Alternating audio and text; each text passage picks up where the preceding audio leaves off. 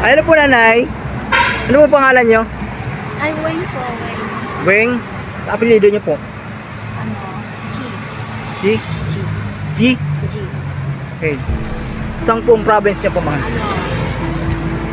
Ano siya? Northern Leyte. Northern Leyte? Yung malayo po ah. Malayo. Ano po nangyari sa atin po? Ay, nag-mission na. Anong mission? Ito? Ako po si Benjamin Aconya, vlogger po. Na mapapanood niyo po ako sa Facebook at sa YouTube. Sa Facebook? Opo, Facebook. Saka YouTube. Ano po nga niya dito niya? Ako ay pupunta. Pupunta lang. Kaya, bakit ba ba? Dami niyo po dala. Kasi lahat ng pera na Diyan na. dati para may May anak na po kayo ngayon? anak ko. Ang bunso ko ay 17 years old na. Apat ang anak ko. 17 years old na ang bunso. Nasa Leyte po din sila. Wala. Paano yun? Hindi na kayo na ano?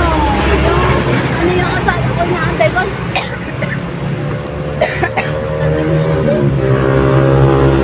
Tapos, ay medyo may sakit po siguro si nanay. Tagal na po kayo dito, nay?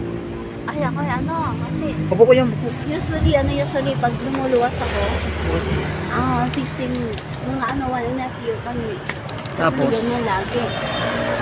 Not intentional na gano'n.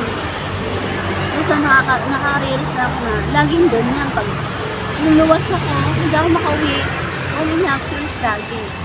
Kaya, inano ko na 1 and a half years akong luluto kasi nagtitinda ako yung standard na kami. Wala kayo, hindi kayo nakaano ba? Hanggang dito lang talaga kayo? Ha? Dito lang kayo talaga?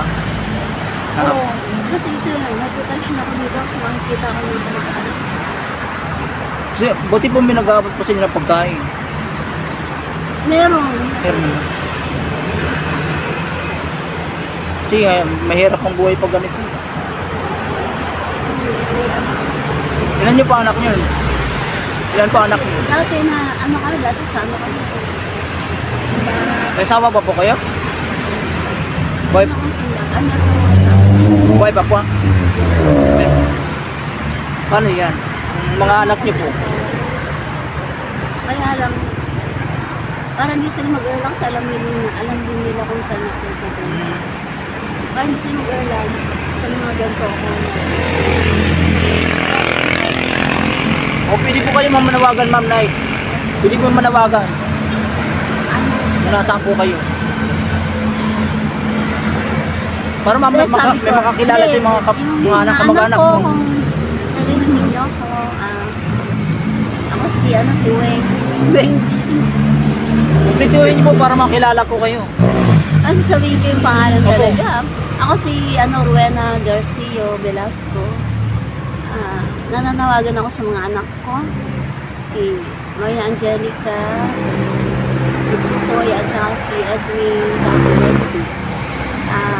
Baka nag-aalala kayo, basta dito na ako sa malapit sa mga kalye. Kung saan dumadaan yung mga sasakyan. Na may Quezon City. Oh. Dito po siya sa bandang QI. Kasi bandang QI kasi ako dati na alipat kami sa Pagdilaw. Kaya kung napapanood po kayo, napapanood po yung nanay nyo dito po siya sa QI, Quezon City po. Ay kasi alam mo kasi dati dito mga 7 years old pa lang ako. 7 years old pa lang ako, dito na ako talaga sa QI na kami. Pasensya na po, ingay-ingay po nasa kalsada po tayo. So yun lang po, nay. Sana po maging okay pa yung buhay niyo dito. Dasalan po kayo, ma'am. Hindi kasi ako, nagsitrabaho ako na makapagluto ako tapos nakapagtinda ako. Oh, yan po yung mga dala ni nanay. Ang paborito kong luto, dogo, para may pagkain na lang at the Oo. same time, tapos may pera pa ako. Eh, kasi ayoko na rin yung pupunta ako doon, pupunta rito. Gusto ko yung stick ako sa isang lugar. Eh, hindi naman magiging ganun. Siguro depende rin sa nagbibigay sa akin. So yun, lagi na po kayo magdasal ma'am para paggabayan kayo ni Panginoon. Kasi yung Kasi mahirap tumutulong kasi sa akin yung mga taong nilalapit. Oo. Mabuti naman po. Para hindi siya masayang kasi kakain ako sa para sa sarili ko. Tapos they look like na ano ko yun, selfish ako, di ba? So ang ginagawa ko, bumibili ako ng mga pagkain na ibibenta ko wherein na ano na mag-produce yung pera ko ng marami para may katulong. Ilan taon na po kayo, Nay? Ano, 55. 55 na po si Nanay, ha? Ma'am, ano po, ang pangalan niyo po ulit? Rowena Garcia. Ayan, Rowena Garcia. RGB. Kaya yung mga anak niyo po, ha? Makita niyo pang video na ito. Andito po yung nanay niyo. Dito po siya sa Quezon City, QI. Nakita ko lang po siya dito sa kalsada.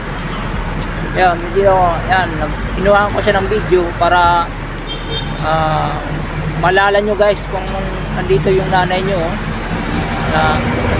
Nasa Quezon City siya ngayon guys. QI, Quezon City. Yeah, alam mo actually yung ano nga ganyan. Kasi ano, hindi naman natin alam kung anong buhay natin, di ba? Kasi ano lang ako, nag-iisa na lang ako dahil yung mga anak ko, may mga asawa na sila, may sarili lang, ano, buhay, may sarili silang bahay, ganyan. Kaya tuloy, ano, nakikitira lang ako sa ano ko actually, ganyan na hindi, napalipat-lipat yung siya, so, what I did, ako, Marinda.